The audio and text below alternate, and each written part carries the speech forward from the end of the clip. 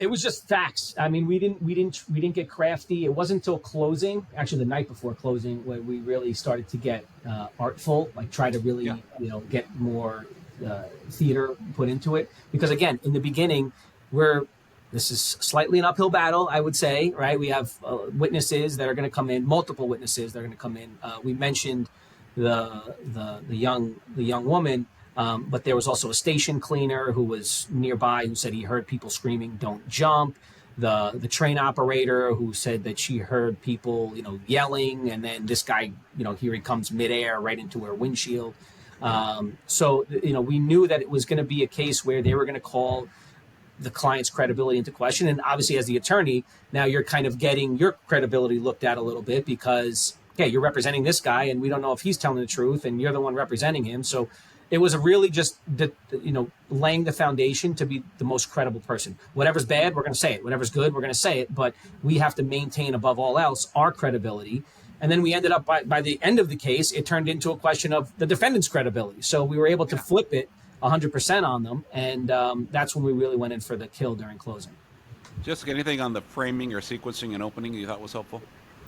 I don't remember a whole. I know we worked Okay, on that's a fine. lot of it, but I don't remember it. I know that we just had to go really light on any of these other issues. So we really tried it like a defect on a platform case. I mean, that's what Yep. it was. It was a defective platform case. And I kept telling Nick, don't say it's a trip and fall. It's a defective platform. That's true. So that's where we had to focus because we couldn't say the rest of this until we felt where things were going and how the witnesses came out and what we were going to do with this. I mean, as he's giving opening, we still had people searching backgrounds on this girl to figure out what the deal was with her. So we were still hoping to find something. And Yes. no, although we found a couple who was the same exact name as her mother and father, who the mother did work for the MTA. And I kept saying, this has to be them. It has to be. They live in the Bronx. All this, everything lines up. But the birth dates weren't right. So we could never link it.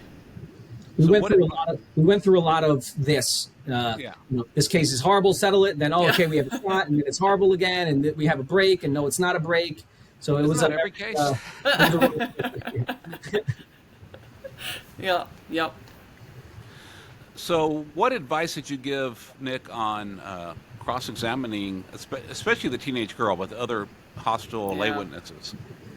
We had to go. I mean, our first inclination was to say maybe she's mistaken on how she saw it, because a lot of the things she said in terms of how he came out, she said he leapt from the platform, but when she explains what leapt meant, his head was down. Well, you don't jump with your head down, right? You fall with your head down.